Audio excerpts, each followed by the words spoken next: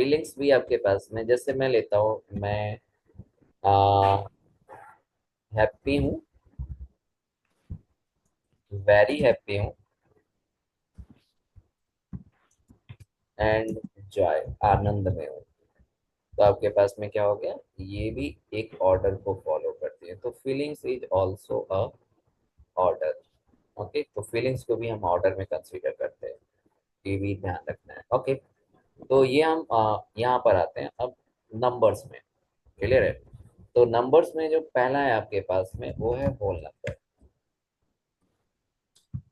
Whole number,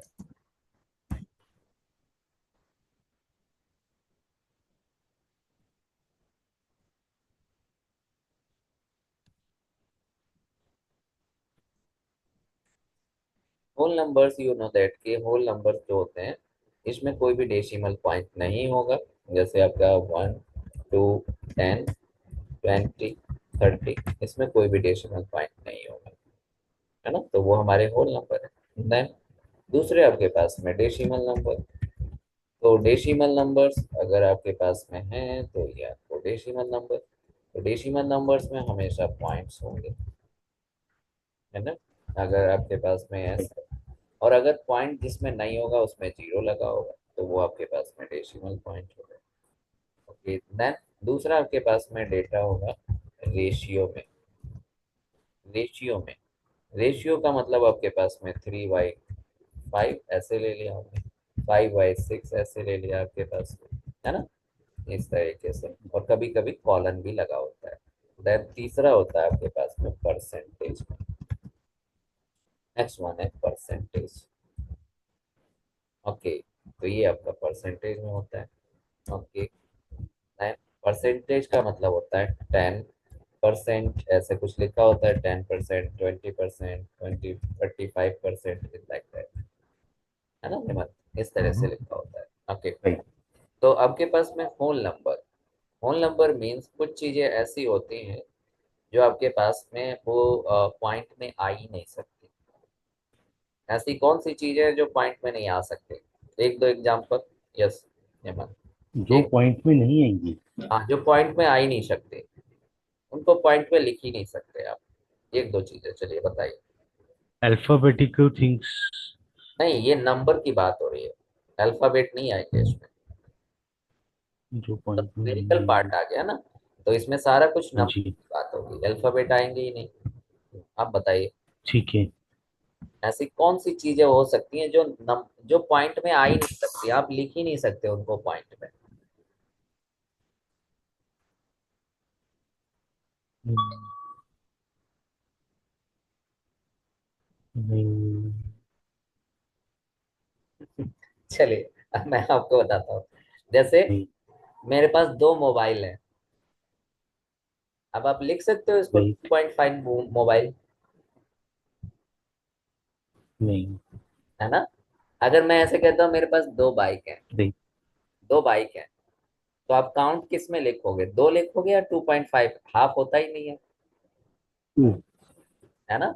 तो ऐसी बहुत से राइट। आपके पास में काउंट होंगे, यानी नंबर्स होंगे जिसमें पॉइंट लग ही नहीं पाएगा, होता ही नहीं है। उसमें दो घर हैं, अब मैं ऐसे नहीं कर सकता कि मेरे पास 2.5 घर है। क्लियर है? दो सिटी है ना? इस तरह से, तो उनमें पॉइंट का कोई चांस नहीं है। ओके, तो ऐसी बहुत सारी चीजें होती हैं। तो अगर मैंने यहाँ पे लिख दिया आपके पास में, ऐसे लिख दिया, ऐसे एक कॉलम बनाया और इसके अंदर लिख दिया सिटी, है ना, सिटी काउंट, और मैंने कि हमारी कंपनी जो है वो आपके पास में 10 सिटी में काम कर रही है। क्लियर है? अब अगर ऐसे लिख दो 10.5, तो ये तो फिर गलत हो गया ना, गलत हो जाएगा। ये तो फिर गलत हो गया ये आपके पास में, तो you need to correct it, आपको इसको करेक्ट करना पड़ेगा। तो हमें अपना जब भी डेटा जब मिलता है तो यू नो दैट कि वो रफ डेटा होता है। एंड फर्स्टली आपको क्या करना है, फर्स्टली डिस्क्रिप्टिव एनालिसिस, जो हमने पहले देखा था, डिस्क्रिप्टिव एनालिसिस हम्म। आपको परफॉर्म करना है। तो डिस्क्रिप्टिव एनालिसिस में सब कुछ होता है, आपका डेटा को पहले एग्जामिन करना होता है, डेटा को क्लीन करना होता है, डेटा को ट्रांसफॉर्म करना होता है, फिर तब जो है उस पर आप जो है डिस्क्रिप्टिव एनालिसिस परफॉर्म कर पाते हो। तो आपको ये देखना होगा कि कौन से कॉलम में किस तरह का डेटा है और ऐसा हो सकता है या नहीं हो सकता। है ना। तो ऐसी बहुत सारी डेटा टाइप होगा, कॉलम्स होंगे, जिनमें आपके पास में जिसमें चीजें जो है वैसा हो ही नहीं सकते। जैसे चलिए एक एग्जांपल और, मैंने यहाँ पे लिखा सेल्स, यहाँ पे लिखा आपका सेल्स कॉलम, ऊपर लिखा हुआ है सेल्स और नीचे लिख दिया मैंने -100। तो क्या सेल्स 100 हो सकती है माइनस में? नहीं। सेल्स माइनस में नहीं हो सकती। प्रॉफिट अगर कॉलम होता तो मैं कह सकता था, प्रॉफिट जो होता है वो माइनस में होता है, प्रॉफिट में minus show as a loss, right. Positive show as a gain, तो वहां तो मगर होता सेल तो सेल है। है। बट सेल्स में कभी माइनस नहीं होता। बट आपको एक ऐसा डेटा मिला हुआ है जिसमें सेल्स भी माइनस में है ना। तो इसको हमें करेक्ट करना पड़ेगा। तो उसको आपको करेक्ट करना होगा। अदरवाइज कहीं पे भी अगर मैं ऐसे करता हूँ, चलिए अब ऐसे कर लेता हूँ, है ना, और इस पे हम सम फंक्शन अगर कर ले, इसको ऑटो सम करें, तो अब ये क्या देगा, अब ये मुझे ये जीरो देगा, है ना, राइट। जीरो देगा सिर्फ इस माइनस की वजह से। लेकिन ये एक्चुअली में जीरो, ये एक्चुअली में जीरो नहीं, ये आना कितना चाहिए 2000, क्योंकि सेल्स माइनस में होती नहीं है। बट अगर आपने डेटा करेक्ट नहीं किया है तो फिर क्या करना होगा, फिर आपका ये जीरो दिखाएगा, फिर वो गड़बड़ हो जाएगा। है 2000 और आपके प्लस आपका कितना आ रहा है, जीरो, क्योंकि आपने डेटा चेक ही नहीं किया। अब अगर ये बल्क में है ना, अगर ये बल्क में है, बहुत सारा डेटा है, तो उसमें आप एक एक थोड़ी चेक करोगे, तो आपका तो डेटा राइट। गड़बड़ हो गया, टोटल कुछ और आना था और आ कुछ और गया, क्योंकि आपने उसको करेक्ट नहीं किया। क्लियर है। तो सबसे पहले क्या करना है, डेटा को एग्जामिन करना है, और सबसे पहले ये जानना है उसके लिए कि आपके पास में किस में क्या आ सकता है और क्या नहीं आ सकता। ओके, तो ये चीज आपको यहाँ से पता चलेगी कि इसमें ये चीज आ ही सकती है। तो कुछ अंदाजा हमें कॉलम नेम से पता चल जाता है, और उससे हम फिर उसको देखते हैं कि ये इसमें आ रहा है या नहीं आ रहा है। अगर आ रहा है तो ठीक है, नहीं आ रहा है तो फिर आपके पास में उसको करेक्ट करते हैं। क्लियर है। ओके, देन होल नंबर में अगर आएंगे तो होल नंबर की एक प्रॉपर्टी है।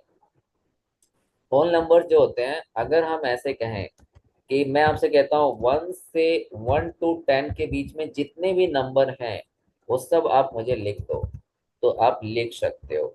1 से 10 के बीच में आपके क्या आएंगे, 1 2 3 4, 1 2 3 4 5 6 7 8 9 10।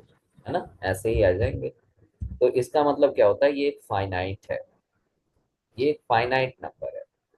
होल नंबर जो होते हैं वो फाइनाइट होते हैं। अगर मैंने कहा 1 से 100 तो 1 से 100 आ जाएंगे।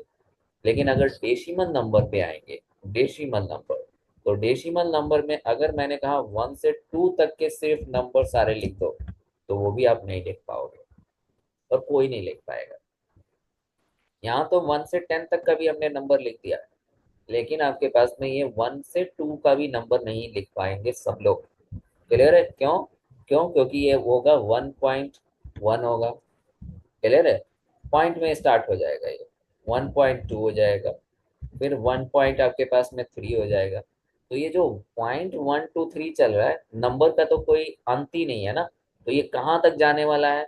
फिर से अगर आप वापस आओगे तो क्या होगा, 1.2 स्टार्ट हो जाएगा, 1.21 स्टार्ट हो जाएगा। क्लियर है। फिर आप अगर किसी तरीके से एंड कर भी लिया, तो इसके बाद क्या होगा, 1.31 स्टार्ट हो जाएगा। तो ये कभी भी खत्म नहीं होंगे। तो ये आपके पास में डेसिमल नंबर जो होते हैं वो इनफाइनाइट होते हैं। क्लियर, ये डेसिमल नंबर हमेशा इनफाइनाइट है, इसकी प्रॉपर्टी है इनफाइनाइट। तो ये नहीं होगा आपसे या किसी से भी, आप इसका कुछ कर ही नहीं सकते, ये इनफाइनाइट है और ये फाइनाइट है।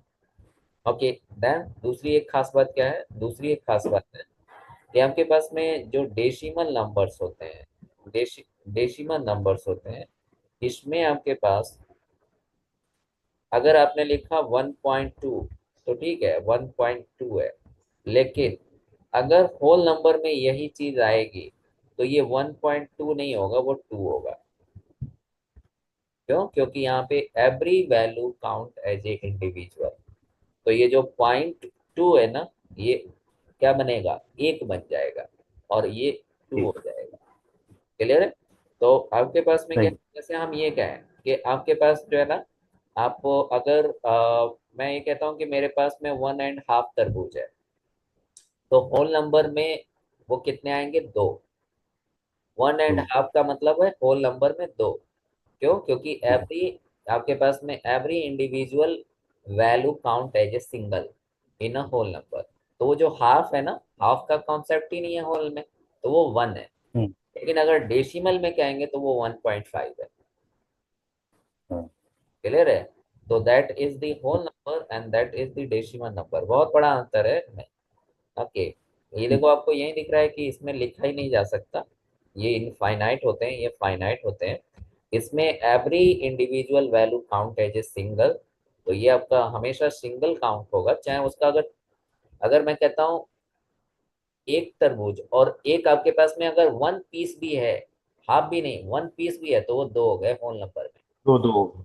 हाँ, होल नंबर में वो काउंट टू हो जाएंगे, क्योंकि एक जो सिंपल एक स्लाइस है ना, वो भी आपके पास में इंडिविजुअल है, तो वो टू हो गए। लेकिन आपके पास में यहाँ पे क्या है, यहाँ तो आपके पास में अगर वो बहुत ही छोटा है तो मैंने लिख दिया 1.4, यानी आपके पास में वो फोर्थ पार्ट हो गया, तो 1.4 लिख लिया। तो ऐसे हम कर सकते थे, या बहुत ही छोटा है तो 1.01 लिख दिया, जरा सा पीस बचा है। क्लियर है? तो ये इसमें तो हो सकता है, लेकिन उसमें नहीं हो सकता है। ओके, तो ये तो रहा इन दोनों में डिफरेंस। अब आते हैं आपका रेशियो एंड परसेंटेज में। तो रेशियो में क्या होता है? रेशियो आपके पास में है रेशियो एंड ये है परसेंटेज।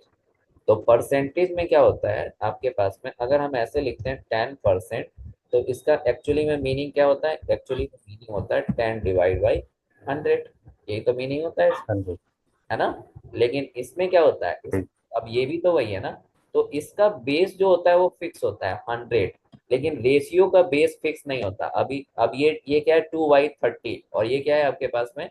10/100। तो 10/100। फॉर्म में तो है, इसी फॉर्म में है, देखो आपके पास में, है ना? ये 2/3 है, और ये क्या है? 10 बाई आपके पास में 100 है, लेकिन इसमें नीचे हमेशा 100 ही आएगा, इसमें कुछ भी आ सकता है। तो that is the difference between ratio and percentage. है दोनों एक ही चीज, बट आपके पास परसेंटेज। रेशियो का जो आपके पास में डोमिनेटर होगा वो कुछ भी हो सकता है, लेकिन परसेंटेज में हमेशा फिक्स होता है 100। तो that is the difference between ratio and percentage. Clear, Hemant? Right. Right sir. ऐसे कभी मैथ पढ़ी थी? नहीं सर। है ना? देखो रेशियो और फर्स्ट टाइम पढ़ रहा हूँ ऐसे। रेशियो और एक्सेल में। परसेंटेज दोनों सेम है। देखो दोनों में लिखने में कोई डिफरेंस नहीं। ये देखो, ये दोनों को ऐसे देखो, दोनों सेम है बिल्कुल। लेकिन परसेंटेज में क्या होगा, हमेशा